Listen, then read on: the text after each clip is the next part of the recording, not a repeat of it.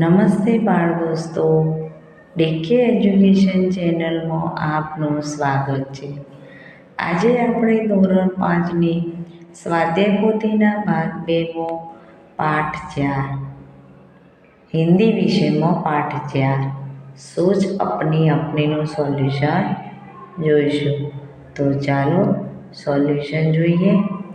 તો પહેલો પ્રશ્ન છે પ્રશ્ન 1, निम्नलिखित चित्र के आधार पर सही विकल्प चुनकर चौरस खाना में सही का निशान कीजिए. તો અહીંયા આપણને એક ચિત્ર આપવામાં આવ્યું છે. ચિત્ર સાંજનું લાગે છે. પક્ષીઓ ઉડી રહ્યા છે. સવારનું દેખાય છે.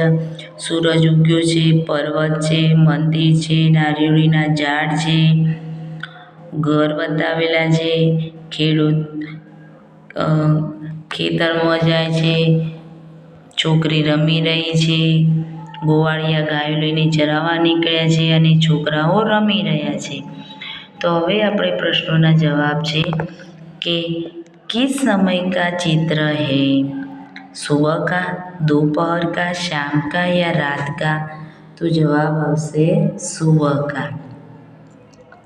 बीजू છે नारियल के कितने पेड़ है, 1, 2, 3 या 4?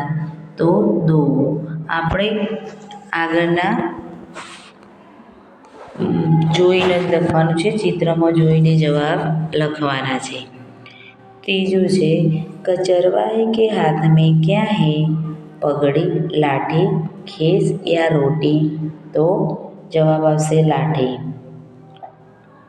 चौथो प्रश्न, चरवाहे के बिल्कुल नज़दीक में कौन है, लड़की, कुत्ता, गाय या घर? तो कुत्ता. पांचवों, लड़कियों क्या कर रही है?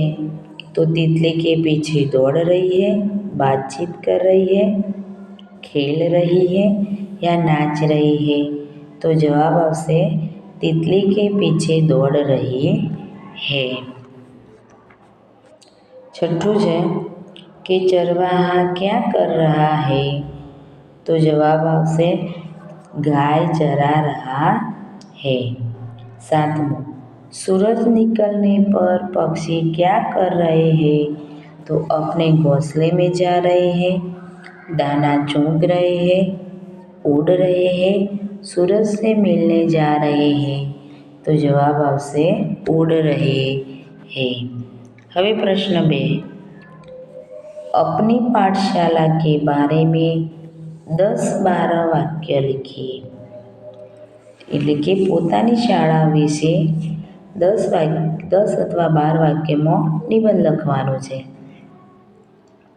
બાળ દોસ્તો, મેં અહીંયા મારી શાળા વિશે લખ્યું છે. તમે તમારી શાળા વિશે અહીંયા લખજો.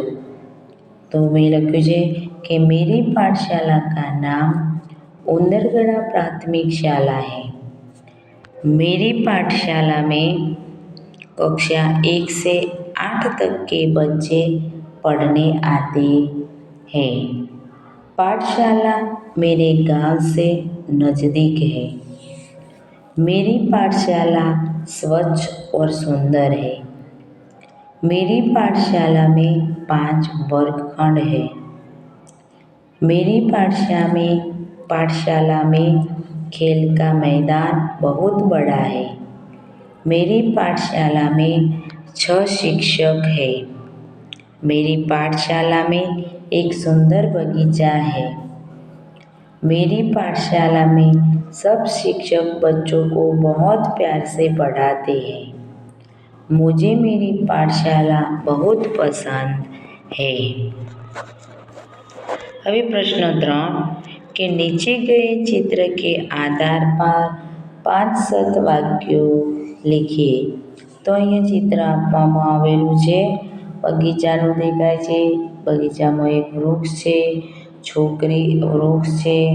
છોકરો અને છોકરી લપસણી ઉપર રમી રહ્યા છે.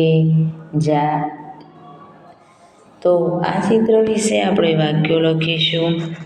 તો यह चित्र बगीचे का है. चित्र में पेड़ और पौधे दिखाई दे रहे हैं। चित्र में 3 पहाड़ दिखाई दे रहे हैं। ऊपर आसमान खुला दिखाई दे रहा है, એટલે કે વાદળો નથી। एक फिसल पट्टी है, उस पर लड़की फिसल रही है। एक बच्चा बहुत खुश दिखाई दे रहा है, बच्चे खेल रहे हैं। प्रश्न 4, चित्र के आधार पर विकल्प को पसंद कर कहानी पूर्ण कीजिए। तो ચિત્રમાં આપણને દેખાય છે કે એક કાળી અને એક ધોળી બિલાડી છે, બંને જણા લડી રહ્યા છે। બીજા ચિત્રમાં છે કે એ કાળી બિલાડી રોટલો લઈને ભાગી રહી છે, એની પાછળ સફેદ બિલાડી દોડી રહી છે। ત્રીજા ચિત્રમાં એ બંને જણા રોટલાને લઈને ઝઘડી રહ્યા હોય તેવું લાગે છે અને એક બંદર એટલે કે વાંદરો ત્યાં આવીને બંનેને જોઈ રહ્યો છે। વાંદરો એ બંનેને એક રોટલીના ભાગ પાડી આપે છે। બંને બિલાડીઓ જોઈ રહી છે। રોટલીના ભાગ પાડવા માટે ત્રાજવું લાવે છે અને એ રોટલીના 2 કટકા કરી અને બંને ત્રાજવામાં મૂકે છે। 5મા નંબરના ચિત્રમાં જુઓ તો ચોથા નંબરમાં એક બાજુનું 5મા નંબરમાં બીજા બાજુનું પલ્લું ભારે હોય છે। વારે ઘડીએ એ એક કટકો મોટો અને એક કટકો નાનો બનાવે છે અને જે પલ્લું ભારે હોય એમાંથી એક બટકો ભરી જાય છે અને આ રીતના એ આખો રોટલો ખાઈ જાય છે અને ખાઈને ચાલતો જાય છે અને 2 બિલાડીઓ જોતી રહી જાય છે। એના માટે આપણને વિકલ્પો આપેલા છે કૌંસની અંદર। તો અહીંયા રહ્યા વિકલ્પ સફેદ, કાલી, બંદર, ઝઘડની, ભારી, સારી, 2, રોટી, ભોગ, તરાજુ, ટોકડા, પછતાવા અને હલકા। હવે આ શબ્દોનો ઉપયોગ કરી અને ખાલી જગ્યાઓ પૂરી અને આપણે આ વાર્તા પૂરી કરવાની છે। તો એક બાર કી બાત હૈ, 2 बिल्लियाँ थी, एक सफ़ेद और एक काली। पहली खाली जगह में सफ़ेद, बीजी खाली जगह में काली। दोनों को भूख लगी, उन्हें एक खाली जगह मिली तो जवाब आपसे रोटी। वे एक रोटी के लिए खाली जगह लगी तो झगड़ने लगी। इतने में एक खाली जगह आया तो जवाब आपसे बंदर। वह खाली जगह लाया तो जवाब આવશે તરાજુ।